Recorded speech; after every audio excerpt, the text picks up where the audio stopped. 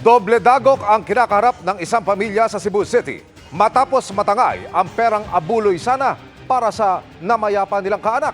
Nakatutok si Alan Domingo ng GMA Regional TV. Linggo ng hapon nang mabagok ang ulo sa semento at tuluyang mahulog sa sapa ang 4 na taong gulang na lalaki sa Cebu City.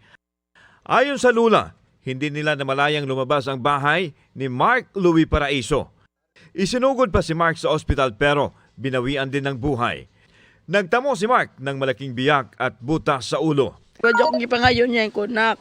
Kanang tabangila dyan imong lalanak. Asa ko pa dumulakaw-lakaw na mga kwarta ta makabayad ta sa imong lungon. Imong pamisa ni mo. Ako siya gingnan. Pamisahan ka na ako eh. Sa gitna ng pagluluksa ng pamilya, nabiktima pa sila ng online scammer na tumangay sa 16,000 pesos na donasyon para sa apo na ipinadala sa e-wallet.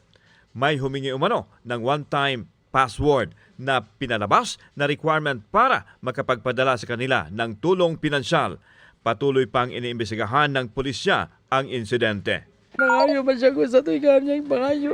Na-scam pa yun ang kwarta. Manila na tumaluwas na tatawang problema. Dahil dito, nanawagan ang pamilya ng bata ng tulong pinansyal para matustusan ang pagpapalibing nito. Nawagan lang sa ko sa kanang katong ako mga parinting ya na mahimok na sila gamay katabang sa kuha palubong lang ba nga matagaan kami bisag gamay nga financial ba matabangan kami. Mula sa GMA Regional TV at GMA Integrated News, Alan Domingo, nakatutok 24 oras.